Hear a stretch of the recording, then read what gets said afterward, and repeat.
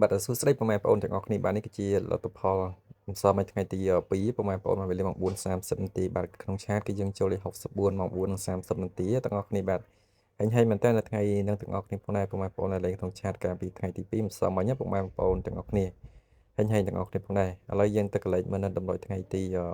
3ខែ1ឆ្នាំ2026ទាំងអស់គ្នាផងដែរសម្រាប់ពុកម៉ែបងប្អូននៅចូលចិត្ត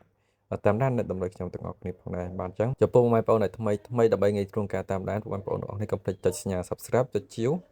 ហើយរូបកណ្ដឹងទាំងអស់គ្នាម្ដង comment ក្រោមវីដេអូទាំងអស់គ្នាម្នាក់មួយផងពុកម៉ែបងប្អូនទាំងអស់គ្នាបាទលេខនៅថ្ងៃនេះគឺមានចំនួន2ខ្ទង់បាទគឺមានខ្ទង់60ក៏ដូចជាខ្ទង់40ទាំងអស់គ្នាបាទ60គឺមានចំនួន2 3គ្រាប់បាទគឺមាន66 63និងលេខ61បាទចំពោះខ្ទង់60រីឯខ្ទង់40វិញគឺមានចំនួន2គ្រាប់បាទគឺមានលេខ46 49បាទលេខតំណខ្ទង់60និង40មានដូចជាលេខ36 16 64និងលេខ94បាទចំពោះលេខតូច12លេខនៅថ្ងៃទី3ខែ1ឆ្នាំ2026យ៉ាងនេះបាទ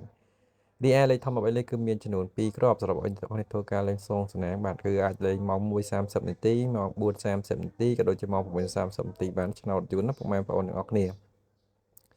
បាទអញ្ចឹងលេខធំទី1សម្រាប់ឲ្យអ្នកនរគ្នាធ្វើការលេងសងសំណាងមានដូចជាលេខ188ពុកម៉ែបងប្អូនអស់លេខចគុណបាទ188និងលេខធំចុងក្រោយគឺលេខ